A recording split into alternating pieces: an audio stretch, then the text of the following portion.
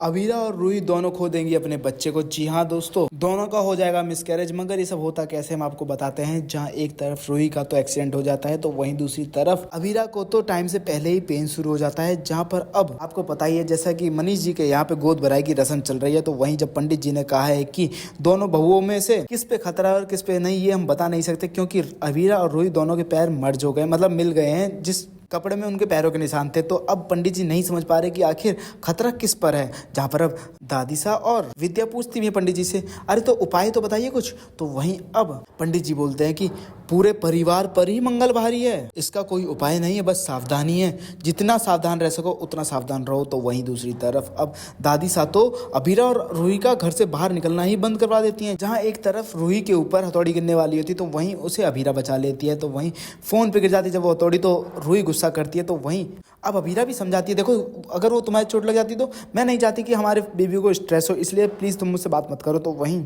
जब अरमान और अभीरा बात कर रहे होते हैं रूही के बेबी के लिए, तो वहीं रोहित तो सारी बातें सुन रहा होता है और कहता है कि भाभी जैसा आप सोचती हो ना हमारे बेबी के लिए, हम भी कुछ वैसा ही सोचते हैं। मगर दूसरी तरफ अब जब दादी से आती हैं और बोलती है कि तुम अभी तक जग रही हो वीरा, मैंने कहा था ना सो जाओ, 3 दिन तक घर से बाहर नहीं निकलना। जहाँ पर अब वीरा बोलती है हमें तो कल जाना पड़ेगा, क्योंकि वीनानु हम दोनों की गोद भराई की रस्म कर रहे हैं ना। यहाँ पर अब गोद भराई की रस्म चालू होती है, तो वहीं अभीरा की चेयर टूटी हुई होती है, अभीरा गिरने वाली होती है, तभी उसे विद्या संभाल लेती है और कहती है कि संभल के अभीरा। जहाँ पर अब अभीरा की केयर करते हुए विद्या को देख के रूही को कतई भी अच्छा नहीं लगता, क्योंकि एक विद्या ही तो थी जो रूही की साइड थी। तो वहीं अब दादी सा के कहने के बाद विद्या भी सुधर गई है और उसने कहा है कि हम अपनी नफरत को साइड में, अहंकार को साइड में रख के अपनी बहू की फिक्र करेंगे। तो वहीं दोनों की दोनों बॉडीगार्ड बन के खड़े हुए हैं अपने बहू की तरफ। तो वहीं अब मनीषा बोलती कि आप दोनों ऐसे क्यों खड़ी हो जेठानी सा।